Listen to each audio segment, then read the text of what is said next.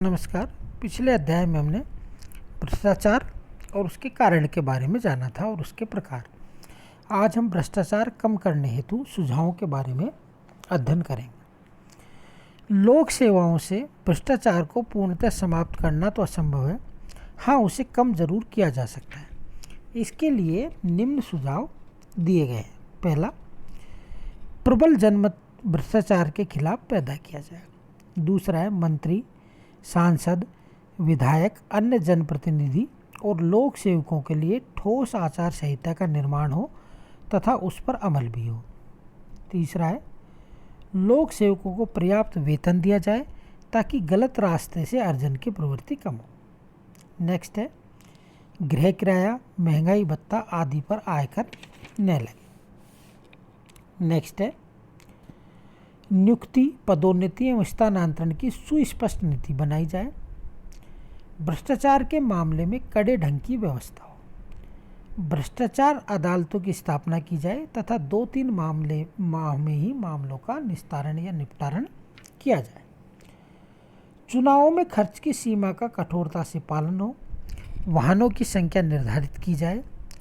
एक ही मंच से सभी प्रत्याशियों के भाषण की व्यवस्था हो तथा सार्वजनिक स्थानों पर पोस्टर, बैनर लगाने की नीति का कठोरता से पालन।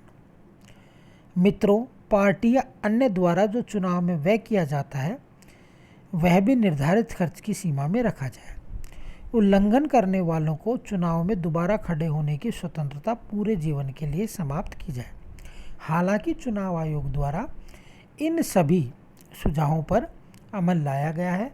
खर्च की सीमा का निर्धारण किया गया है। साथ ही साथ अनावश्यक चुनाव प्रचार और अनावश्यक व्यय को भी उनके खर्च में शामिल किया गया है।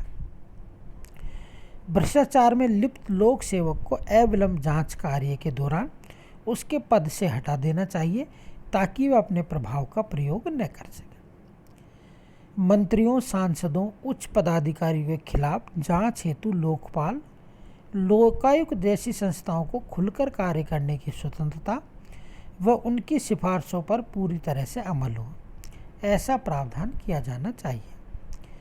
किसी भी अज्ञात आमदनी के 1/3 हिस्से तक को बचत के रूप में बिना टाल मटोल जांच के स्वीकार किया जाए। आयकर नियमों को एकदम सरल बनाया जाए तथा कौन व्यक्ति आयकर की कौन सी श्रेणी में आता है उसका विवरण सार्वजनिक होना चाहिए। यह स्टेटस सिंबल होगा तो लोग आयकर जमा कराने में गड़बड़ी नहीं करेंगे। नेक्स्ट है, सभी विभागों की स्वविवेकीय शक्तियों पर अंकुश लगाया जाए। नियमों में सरल व सुगम भाषा का प्रयोग हो तथा नियमों का सरलीकरण कर उन्हें जनहितार्थ प्रसारित किया जाए। और लास्ट है, इसमें सभी कार्यों के निपटारे में जो आक्षेप हों उन्हें एक ही बार लिखने की परंपरा डाली जाए तथा उनकी पूर्ति होने पर सक्षम विभाग उन्हें तुरंत पारित कर दे, ऐसी व्यवस्था भी की जाए। भारत में भ्रष्टाचार उन्मूलन हेतु किए गए प्रयास। सैद्धांतिक रूप में तो अनेक प्रयास विभिन्न सरकारों ने किए, लेकिन लगता है अब तक इच्छा शक्ति का अभाव रहा है। अब जरूर उच्च न्यायालय की सतर्कता के कारण मंत्रियों, जनप्रतिनिधियों और उच्च पदस्थ अधिकारियों के विरुद्ध सक्रिय कदम उठाए जा रहे हैं। आज़ादी से पूर्व सन 1941 में विशेष पुलिस संगठन की स्थापना शुरू में युद्ध सामग्री के आवागमन, क्रय विक्रय एवं आपूर्ति विभाग से संबंधित कार्यों की देखभाल हेतु की गई। बाद में रेल विभाग से संबंधित भ्रष्टाचार के मामलों की जांच पड़ताल का काम इसे सौंपा गया। 1963 में केंद्रीय जांच ब्यूरो की स्थापना की गई। इस पुलिस संगठन को इसका एक हिस्सा बना दिया गया। सीबीआई निष्पक्ष जांच की एक एजेंसी के रूप में कार्यरत है। इधर इसके कार्यकलापों पर उंगली उठाई जा रही है। समय रहते ही इसे अपने कार्यों में पारदर्शिता का जामा पहनाना चाहिए, अन्यथा रहा लोक विश्वास भी जाता रहेगा, जो हमारे सार्वजनिक जीवन के लिए बड़ा ही घातक सिद्ध होगा। संथानम समिति। सन 1962 में के संथानम की अध्यक्षता में भ्रष्टाचार की समस्या के समाधान हेतु इस समिति का गठन किया गया। समिति में 5 लोकसभा सदस्य तथा 2 गृह मंत्रालय के अफसर इसके सदस्य नियुक्त किए गए।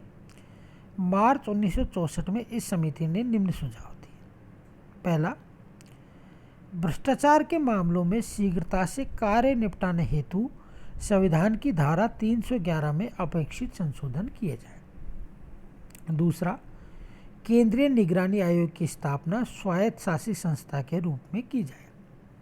तीसरा, सरकारी सेवा की आचार संहिता में अपेक्षित सुधार किया जाना चाहिए। चौथा, सरकारी कर्मचारी सेवानिवृत्ति के बाद किसी नौकरी में न लिया जाए, जहां तक हो सके कोई नौकरी न दी जाए, केवल स्वयं का रोजगार धंधा कर सकता है। पांचवा, जनप्रतिनिधियों एवं कर्मचारियों को अपनी संपत्ति की घोषणा करनी चाहिए। छठा, लाइसेंस, परमिट, कोटा आदि केवल पंजीकृत व्यक्तियों और कंपनियों को ही दिया जाए। सातवां, नियुक्ति, पदोन्नति आदि में पूरी सजगता बरती जाए। केंद्रीय निगरानी आयोग, सेंट्रल विजिलेंस कमीशन, संथानम समिति की सिफारिश को ध्यान में रखकर इस आयोग का गठन किया गया। राष्ट्रपति आयोग के सदस्यों की नियुक्ति करता है। एक सचिव, एक विशेष अधिकारी, एक प्रमुख प्राविधिक आयुक्त, 3 विभागीय जांच आयुक्त, 2 अधीनस्थ सचिव तथा 6 प्राविधिक आयुक्त इस संगठन में शामिल हैं। इसका क्षेत्र अधिकार केंद्रीय शासन के समस्त कर्मचारी, लोक उद्यमों के समस्त कर्मचारी, सामूहिक निकायों तथा अनेक विभागों तक विस्तृत है। कर्मचारी पर अनुचित भ्रष्ट आचरण अपनाने, अधिकार क्षेत्र के दुरुपयोग तथा जिम्मेदारी को निभाने में पक्षपात, भाई भतीजावाद के समस्त आरोपों की जांच यही आयोग करता है। यह आयोग सीबीआई को जांच हेतु सौंपे गए मामलों को अपने सीधे नियंत्रण में भी ले सकता है। आयोग गृह मंत्रालय के माध्यम से संसद को अपनी वार्षिक रिपोर्ट पेश करता है, जिस पर संसद खुलकर बहस करती है। मंत्रालयों में निगरानी संगठन, विजिलेंस ऑर्गेनाइजेशन इन मिनिस्ट्रीज। विभिन्न मंत्रालयों में भी निगरानी संगठन स्थापित किए गए हैं, जिसका मुखिया निगरानी आयोग के परामर्श से नियुक्त किया जाता है। प्रत्येक मंत्रालय में एक प्रमुख निगरानी अधिकारी होता है।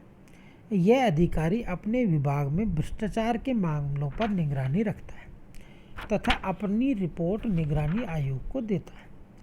विभिन्न राज्यों में भी निगरानी संगठनों को विकसित किया गया है। जिला एवं मंडल स्तर पर भी निगरानी संगठन स्थापित किए गए। निम्न स्तर तक भ्रष्टाचार पर अंकुश रखने के लिए विभिन्न स्तर के निगरानी संगठन कार्यरत हैं। फिर भी भ्रष्टाचार निरंतर पनप रहा है। आज आम आदमी यही सोचता है कि बिना घूस दिए कोई सरकारी कार्य संभव नहीं है। इस धारणा को बदलना होगा। सरकार और प्रशासन त्वरित कार्रवाई कर इस बढ़ती प्रवृत्ति पर अंकुश लगा सकते हैं। Thank you.